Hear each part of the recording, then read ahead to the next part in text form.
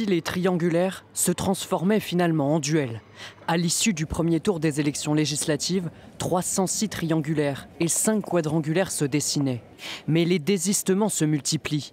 À 23 h ce lundi, nos confrères du Monde en recensaient 185. Parmi eux, beaucoup de candidats du nouveau Front populaire, dont les cadres ont édicté une consigne claire. Pas une voix pour le Rassemblement national, pas un siège de plus pour le Rassemblement national. Et nous souhaitons effectivement que le camp macroniste fasse preuve d'une même clarté. Et effectivement, ce n'est pas le cas en fonction des interventions des uns ou des autres. Référence aux multiples prises de parole divergentes dans le camp présidentiel, entre le retrait systématique et le cas par cas selon le candidat. Lundi soir, le Premier ministre Gabriel Attal a souhaité clarifier cette position. Dans les circonscriptions où le maintien de notre candidat entraînerait une victoire assurée de l'extrême droite face à un candidat qui défend les valeurs républicaines, à ce moment-là, on se retire. Maintenant, désistement ne veut pas dire ralliement.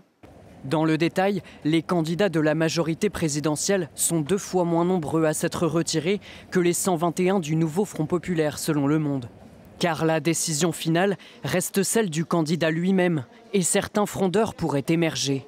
Exemple, Dominique Faure, ministre chargée des collectivités et de la ruralité et candidate Ensemble en Haute-Garonne. Arrivée 3e derrière ses adversaires de gauche et d'extrême droite, elle se maintiendrait au second tour, estimant qu'elle dispose d'une réserve suffisante de voix. Enfin, du côté des Républicains, le parti assume ne vouloir ni désistement ni consigne de vote.